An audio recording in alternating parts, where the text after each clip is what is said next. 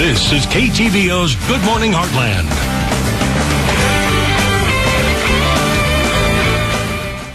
Good morning. It's now time for our entertainment segment, which means we're talking movies with Kit Avanzato, and today we're reviewing X-Men Days of Future Past, which is the latest installment. Yep. But I've lost track of how these are all coming about. So is this before they're X-Men, after they're X-Men, back in the future?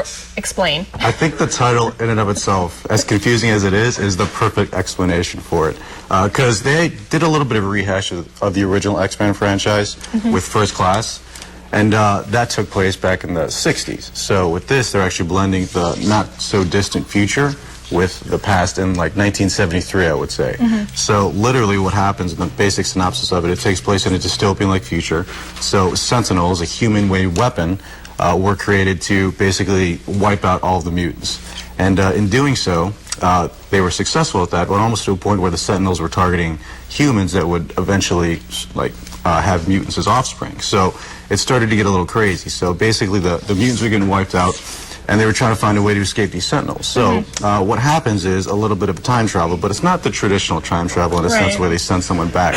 What Kitty Pryde, the mutant, does is she sends someone's consciousness back. So it's not their physical presence, but their actual mind back. So the only character that can actually do that without suffering some crazy physical consequences is, of course, Wolverine.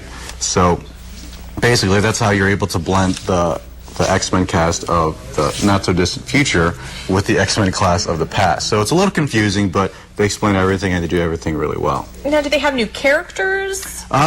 A little bit of both. They did introduce a couple new mutants in this one, in Bishop, and they rehashed Kitty Pryde a little bit, and they also had Blink, I believe, as one of the new mutants. But the best thing about this movie was combining the cast of all the X-Men franchises together in one. And it's something you never thought was possible, because with First Class, you have an older Professor Xavier and Magneto, but, you know, in the newer ones, you have Ian McKellen and Patrick Stewart, who obviously play the older types.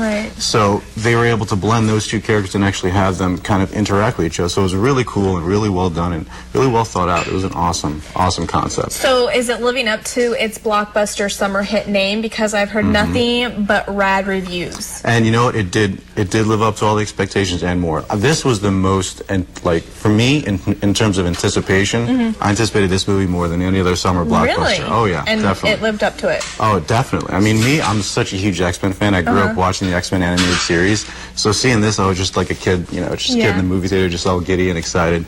You know, so this definitely lived up to all my expectations. The casting was excellent. They did a great job in the rehash, like I said, with First Class. So the newer cast brings a lot more swag, a lot more just development in terms of the characters too. Swag, right? Yeah. You know, so they just did a great job in terms of casting. Writing was pretty decent for a superhero movie, but like I said, for a movie like this, you're not looking for really in-depth dialogue or anything like that. The action scenes are well choreographed, and the pacing was really well done as well. So you're not really sitting there. There's no lull. There's no 20-30 minute lull where you're just like, all right, what's going to happen next? Let's go. Let's get to the next scene.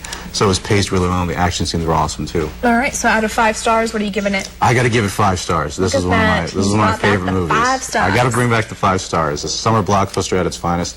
Great movie. Go see it. All right. Thanks for that. No problem. And we'll be right back.